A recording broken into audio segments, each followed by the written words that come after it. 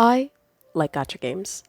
Amongst any community beyond the gacha one, and even within it, honestly, this is a pretty controversial opinion, but I have good reason for it. I've always enjoyed games. Have I really been able to play many? No. Growing up, I never had any consoles, and upon having a laptop of my own, it was too bad to run anything heavier than Undertale.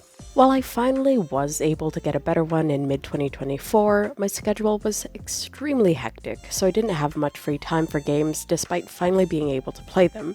At least, not enough time to make any significant progress or even just to find a save point depending on what game it was. But gachas are bite-sized.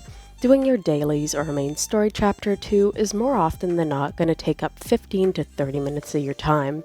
And for someone who only has that much time to spare at random moments of the day, it ends up being perfect. Because of this, I've tried multiple gachas over the years, and I've tried to include as many as I could remember, and only the ones I played for long enough to have formed a concrete opinion on. Some I dropped because they just weren't for me, others because my phone only has so much storage, and others because in August of 2023 my phone got stolen while I was at my former job, so my bosses gave me a new one, and it was quite a bit worse than the one I used to have, but it was free, so I'm not complaining. All that being said, this ranking is purely subjective, based on how much I personally enjoyed playing the game for however long it lasted. You may think something I put at the bottom deserves to be on the top, or something that's on the top deserves to be on the bottom, and that's okay. There are a few notable titles which are missing, and that's simply because they didn't even run on my old phone, and playing them on the laptop defeats the purpose of why I play gachas in the first place. There's only one gacha I didn't play on mobile because I happened to be unemployed, on school break, and so sick I couldn't do anything else when it came out, so I decided to give it a try, and Persona the Phantom X is just Persona 5, but worse. The characters are worse, the story beats are worse. It has the same flashy, stylish UI that's so beloved in Persona 5, but since it's a gacha, there are way more elements and it ends up being too cluttered. The combat is fun because it's the same as Persona 5. The music is great because it's Persona 5 music. I won't go too into it, but if you're curious about all the issues I have with this game, this video sums it up pretty well. But to put it shortly, beyond the first hour or so of initial charm, thinking, wow, it's just like Persona 5. The only thing I was capable of thinking while playing this was I could just be playing Persona 5 instead. Not to mention that the base installation is double the size of Persona 5, which is just one of the many added charms of gacha games. Silver and Blood is the most recent new gacha I tried out. I started it during the first week it launched and played it for about a month and a half until I realized this game has been out for less than 2 months, and the consistent event updates have brought the file size up to 17 gigabytes. In modern gacha standards, I guess that isn't too bad, but it's still only 2 months worth of content, and my phone storage was begging for mercy. Other than that, it was a pretty great time. The story follows Noah Nevernight, a young man afflicted with a disease known as Black Blood, who is condemned as a heretic and faces execution. He ends up being saved by a vampire girl, Empusa, and it's soon revealed that Noah's very existence is central to an ancient prophecy, as he is destined to be the key to the Blood Clan's ultimate ambition, their long-awaited return to the moon. If that sounds crazy, you're right, it absolutely is. As you read through the stories, some of the main mysteries are pretty easy to figure out yourself, but the world we follow these characters in is still well built enough to keep you intrigued in everything that's going on. Gameplay-wise, it almost falls into being idle, which I'm usually not a fan of. You place 5 characters down, they do their thing, and you click on which skills you want to activate when they're ready. That's it. Autoplay is even available from the get-go on every single stage. But I don't know, something about actually playing it was really fun. I felt like I had to strategize, and that's something I enjoyed. While I can't say I enjoyed it enough to pick it up again in the future, it was a great time while it lasted. It's also the only game ever to feature Onion Knight's long-lost cousin, Garlic Knight, and for that, it deserves to be placed at would play again. I stopped playing Alchemy Stars a bit over 2 years ago because of the aforementioned phone robbing incident, but I hadn't really been into it for a while leading up to this. Despite this, I was sad to learn that it reached EOS in January of 2025. The story followed our protagonist, the Navigator. The the sole survivor of a race known as the Celestites who hid for 17 years in a giant sentient airship named Soraz, who suddenly finds himself as the only one who can help the Aurorians in their war against the Eclipsites. The main story was fine, I guess. There were some really good chapters, but that was mostly driven by what characters were featured, as I personally found our protagonists and two main sidekicks to be pretty annoying. Because of this, what mainly hooked me were the side stories and the different characters and factions they focused on, which 90% of the time were much more interesting than the main ones. The gameplay, on the other hand, was really fun and refreshing. It was turn-based, where you had to traverse through different colored tiles, and depending on what colors and how many you managed to chain together, different members of your team would unleash their abilities. I've never seen anything quite like it in another gacha, and if Tourdog ever makes something in the future, I'll be more than happy to check it out. All in all, it was fun while it lasted. Sinowalis had what's possibly one of my favorite aesthetics I've ever seen in a gacha game. It had a dark, fairy tale, sort of haunted library feel to it because that was the whole point. The world the story takes place in is called the Library, home to countless twisted versions of famous fairy tale characters who wish to revive their authors, so that they can change what happens in their stories. From the second I loaded up the game, I was hooked. I love a dark take on a fairy tale. The aesthetic was right up my alley, and the fact that Yoko Taro was the director only furthered how excited I was. Instead of having one start-to-finish story, each character had their own story branch, which was a pretty cool concept, especially considering the themes of the game, but that's where the positivity ends. The writing wasn't the greatest, and the cool factor wore off for me pretty quickly. I get what they were trying to go for, but when your weapons have a more substantial story than the actual story, Gameplay also wasn't really my thing. Instead of taking a team into battle, you choose one character and take a deck of weapons, which essentially served as your skills. They each had an SP cost that you'd have to wait to reach before using, and upon using any of them, they'd go away until you exhausted your entire deck and it refreshed. Also, you were accompanied by CPU versions of other characters that you didn't control. It was okay, I guess. I don't know, props for being unique, but I don't know, it just felt clunky, for lack of a better word. Also, while everything I've said so far has been subjective, this is the most subjective thing. I don't like vertical gachas. I don't know why, it just makes me feel like I'm playing a mobile game, which, I mean, they are mobile games, but like the vibes are just off. Yeah, anyways, Sinowalis goes into not my thing. Punishing Grey Raven is the only fast-paced combat gacha I've ever played, and while I haven't touched it in a long while, it still whispers to me like Green Goblin's Mask. It takes place in a post-apocalyptic future where humanity has been forced to flee Earth after something called the Punishing Virus corrupted all machines. You play as the Commandant, leading a squad of elite-level cyborgs known as Constructs, in a mission to retake Earth and discover the truth behind the virus. I find the setting really cool and it has a lot of potential, but at least in the early parts it just feels like something's missing. Like I was reading a summary off a wiki page instead of playing through a story. I have heard from a lot of people that it gets way better in the later chapters though. The gameplay, on the other hand, I love it. The combat is very action-oriented. You build up colored orbs called pings as you attack.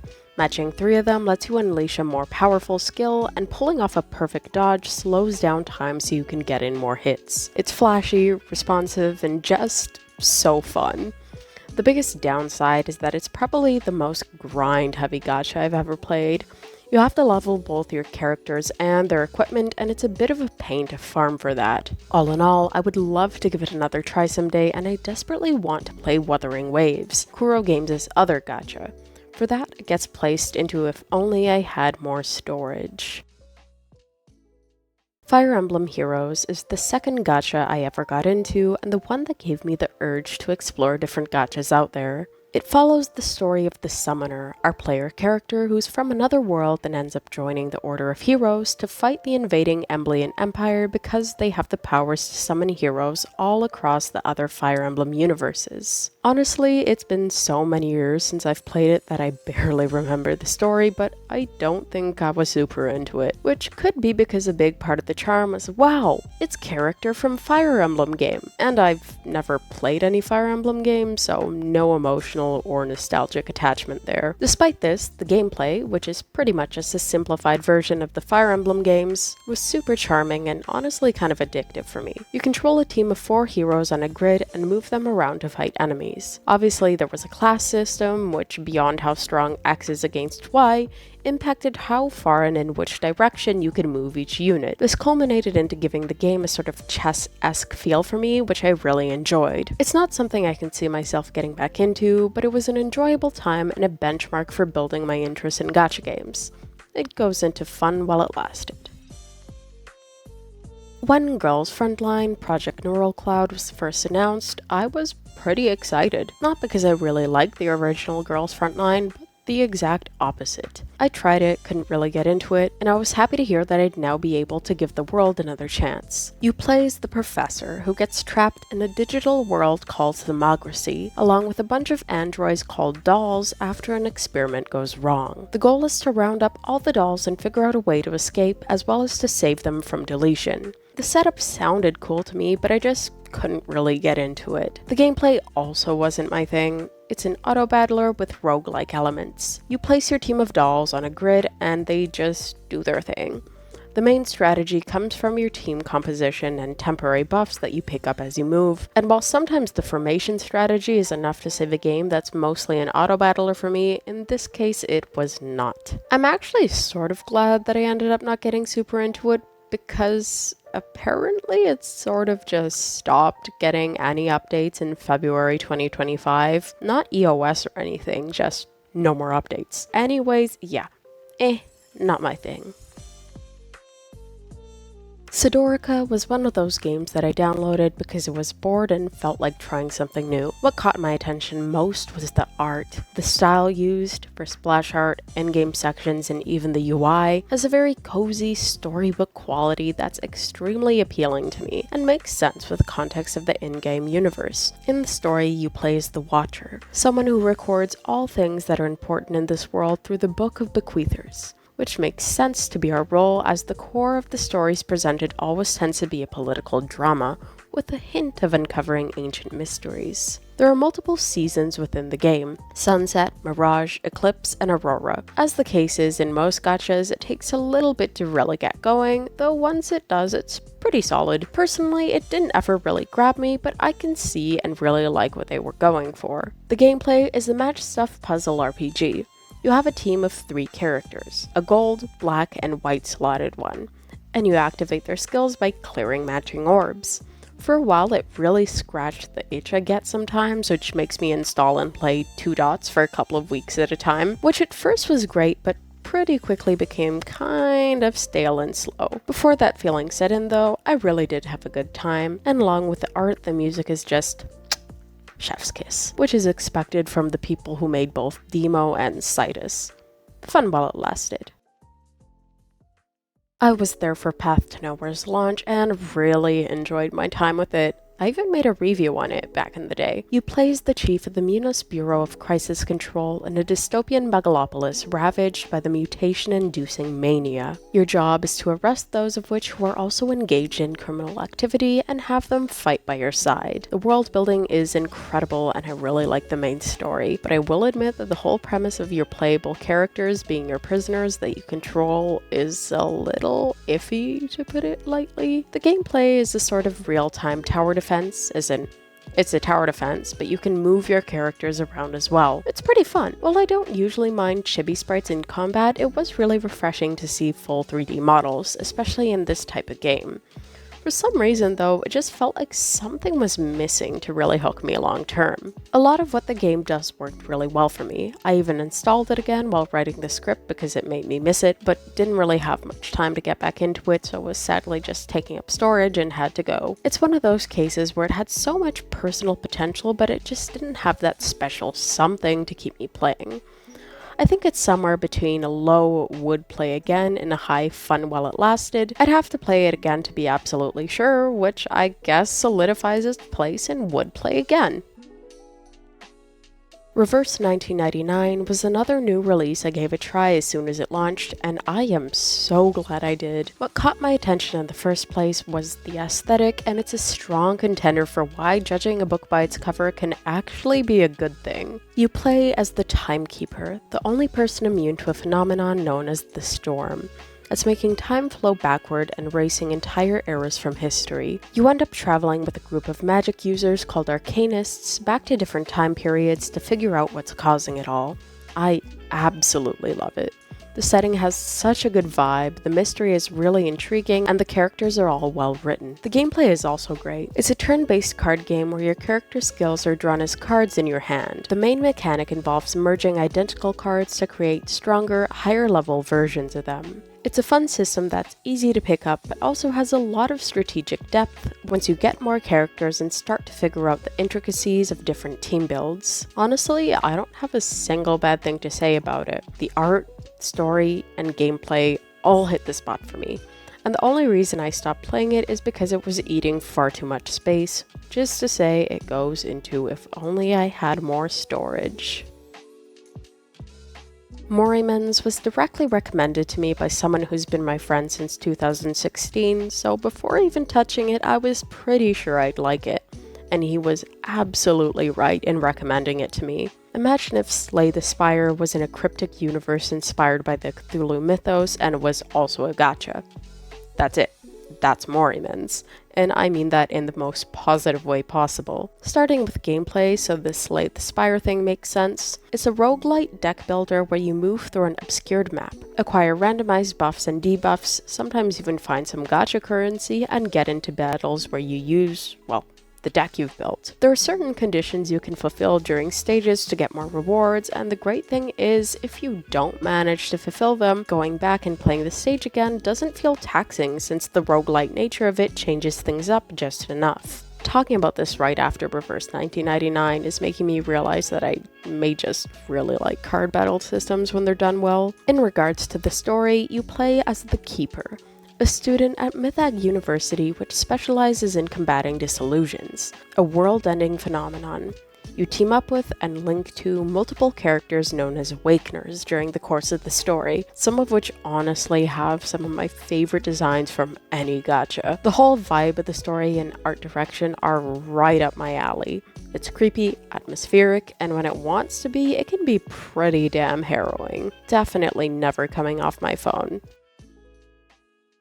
Do I even have to say anything about Arknights? I'm a day one player, have gotten my best friend into it, possibly to a deeper degree than I am, and I mean, in case you've somehow stumbled upon this video without knowing anything about Arknights, the story takes place on a world known as Terra, which is ravaged both by natural disasters known as catastrophes and a disease known as erypathy, which crystallizes its victims and causes both physical and mental impairments the more it advances, until eventually taking their life. The people who have contracted it are known as the infected, who are both feared and persecuted. We play as the Doctor, the leader of a pharmaceutical and paramilitary organization known as Rhodes Island, which seeks to find a cure for this disease, as well as fighting for the betterment and better treatment of the infected. And that barely scratches the surface. Some people have complaints about the amount of writing in the game, because admittedly, it's a lot. It's very gritty, and personally, I love that.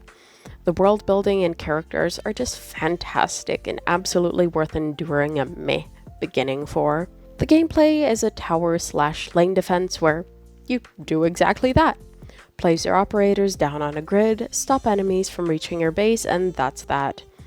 The fun definitely comes from the strategy aspect, as the simple timing of when you proc a skill can mean the difference between winning or failing a stage. I've definitely gone through my fair share of Arknight's burnout, but no matter how long that lasts, I always find myself coming back to it, and there's always a new chapter or event that makes me feel justified in doing so because, man, I really do love this game, and I know I'll be here until the very end.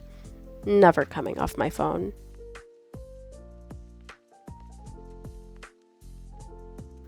Quick round. These are some I played for a while, but not what I'd consider long enough to make a proper review on. Most of these are in the not my thing category, as, well, that's why I stopped playing them. As I mentioned, I tried out Girls Frontline because it's such a staple in the gacha community, but it really wasn't my thing. Same goes for Azure Lane.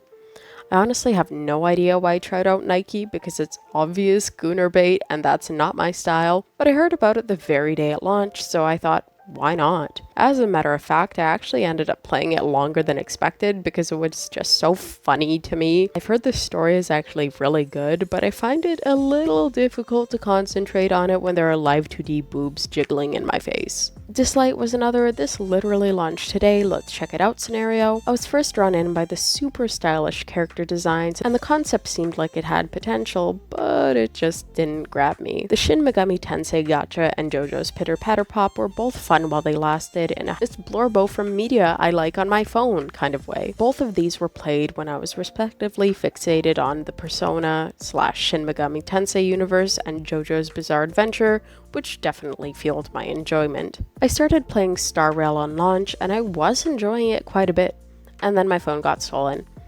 I almost caved and installed it on my laptop during the Fate collab, but I managed to stay strong, though I would really like to give it another go someday. Fate Grand Order is one of the gacha games that exist. I have mixed feelings towards FGO.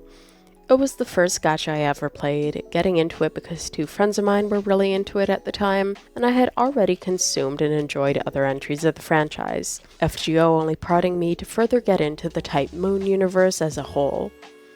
The story certainly is. You play as a master. The term servants used to refer to the magus who summon them in Fate as a whole, said servants being historical or mythological figures, who's a member of Chaldea, an organization which observes humanity in order to prevent threats from happening. Within the first act of the story, you travel to different singularities, which are points in time where history has been drastically altered, fracturing them from proper human history to fix them. If that made absolutely zero sense, yeah, that's Fate, baby. It's so hard to make a singular paragraph synopsis that's, like, vaguely understandable. While it's completely normal for gachas to take a while for their stories to get going, FGO really drags it out. Of course, the early chapters have their moments, and there are even people out there that have them as their favorites.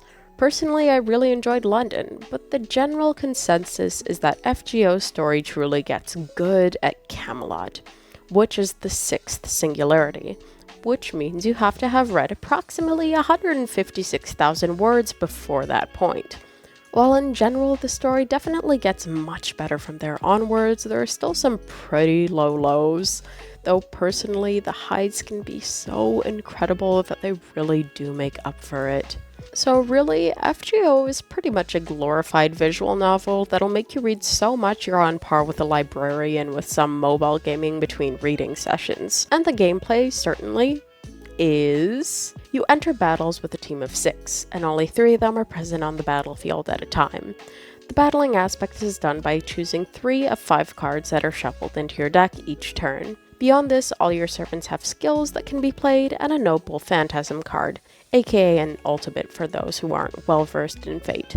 It's a 10-year-old game and it definitely shows its age. While the gameplay can be fun, it gets real old real quick and makes longer gameplay sessions feel like a bit of a drag. The worst part is by far the farming. There is no auto battle or sweep, so when you're farming you have to manually play that stage over and over and over again. But I mean, hey, This is the game that took 7 years to implement a pity system, so maybe by their 15th anniversary we'll get some quality of life betterments for farming. My relationship with Fate Grand Order really is of love and hate. I hate how incredible some of the story chapters are, because I hate that I can't share the experience with other people without having them get through the gigantic slog of stuff beforehand. I love you so much, Oberon Fate Grand Order. I wish you weren't confined to the game you were created for.